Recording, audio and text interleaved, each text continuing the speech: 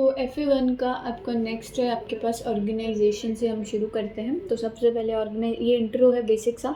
Organisation आपके पास होती क्या है, जो आपके स्टडी हब के अंदर इसका थोड़ा सा दिया गया है रिव्यू, मतलब फर्स्ट चैप्टर के अंदर थोड़ा कुछ बताया गया, उसको क्लियर करते हैं। सबसे पहले ऑर्गेनाइजेशन क्या होती है। देखो, कुछ वर्कर्स या मिलकर किसी एम के लिए काम करते हैं किसी बिल्डिंग के अंदर, उसको आप ऑर्गेनाइजेशन बोलते हो। वो एम पब्लिकली भी हो सकता है, प्राइवेट भी एम पूरा हो सकता है। तो अगर वो पब्लिक ऑर्गेनाइजेशन है तो मतलब पब्लिक ऑर्गेनाइजेशन का मतलब है ऐसी organisation owned and controlled by government. मतलब ऐसी ऑर्गेनाइजेशन जो कौन कंट्रोल कर रही है, गवर्नमेंट कंट्रोल कर रही है। मतलब क्या कि मतलब कंपनी के जो भी रूल्स और रेगुलेशन होंगे वो सिर्फ और सिर्फ गवर्नमेंट डिसाइड करेगी। कंपनी का जितना भी प्रॉफिट होगा, जो भी होगा, वो सब गवर्नमेंट का होगा। जितना भी ऑर्गेनाइजेशन है वो रिलेटेड गवर्नमेंट से ही होगी, गवर्नमेंट का काम है। फिर आपके पास आती है प्राइवेट सेक्टर। अब प्राइवेट सेक्टर क्या होते हैं। देखो, प्राइवेट सेक्टर का मतलब होता है ऐसा सेक्टर जो आपके पास सिर्फ इंडिविजुअल जो है उसको ओन या कंट्रोल करे। मतलब प्राइवेट इंडिविजुअल आपकी कंपनी को ओन करे, उस ऑर्गेनाइजेशन को आप प्राइवेट ऑर्गेनाइजेशन बोलते हो।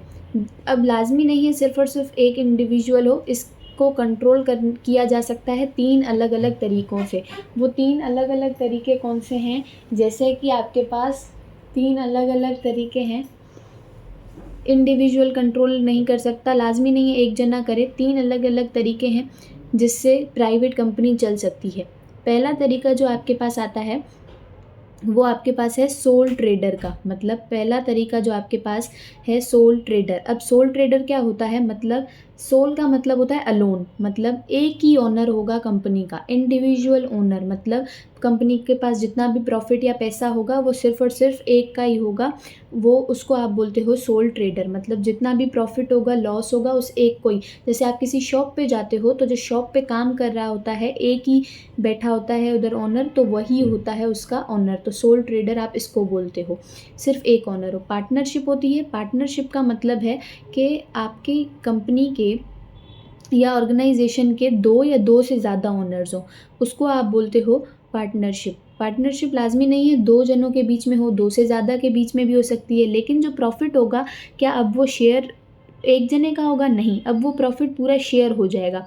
जितने मेंबर्स, उनमें प्रॉफिट और लॉस शेयर हो जाएगा। तो पार्टनरशिप आपके पास मैक्सिमम 20 जने कर सकते हैं और मिनिमम जो है वो 2 जनों के बीच में पार्टनरशिप हो सकती है। अब इसका एक फ़ायदा ये है कि कंपनी अगर नुकसान में जाएगी तो फिर सारा का सारा जो है लॉस जो है वो डिवाइड हो जाएगा, जबकि सोल ट्रेडर के अंदर हमें सारा का सारा लॉस खुद बियर करना पड़ रहा था।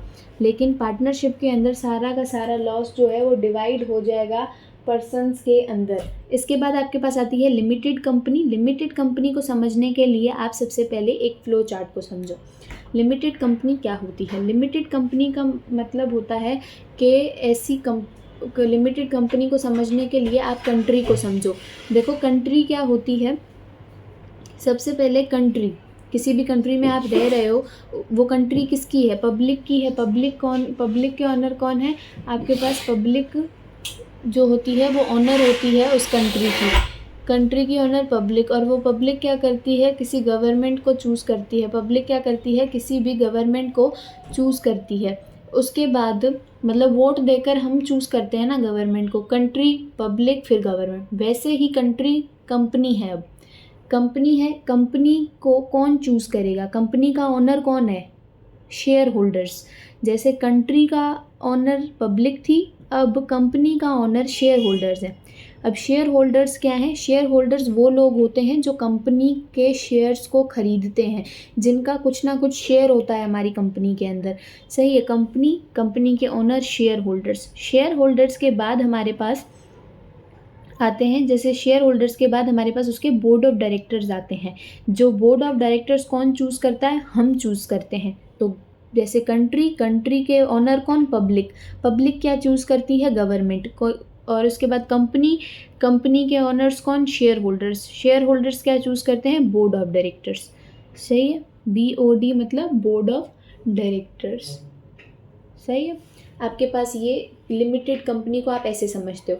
अब ये समझो, फॉर सपोज हमारी कंपनी है और हमने शेयर होल्डर्स दिए, कंपनी को लॉस आ गया, अचानक से कंपनी लॉस में चली गई, तो मुझे बताओ जो शेयर होल्डर्स थे जिन्होंने हमारी कंपनी के शेयर लिए थे, क्या उनको भी लॉस देना पड़ेगा? हमारी कंपनी नहीं, उनका जो खुद का पैसा था, शेयर लिए थे जिस पैसों में उन्होंने, वो पैसा उनका बिल्कुल सेफ़ रहेगा। मतलब अगर हमारी कंपनी को लॉस हो जाए, फॉर सपोज़ कंपनी लॉस में जाती है, तो शेयर होल्डर्स का पैसा बिल्कुल सेफ़ रहेगा, उनके पैसे में कुछ भी आगे पीछे नहीं होगा। उनका पैसा तब जाएगा अगर उनके शेयर्स के रेट गिर जाएँ, शेयर्स के रेट गिरने पर ही उनका लॉस होगा।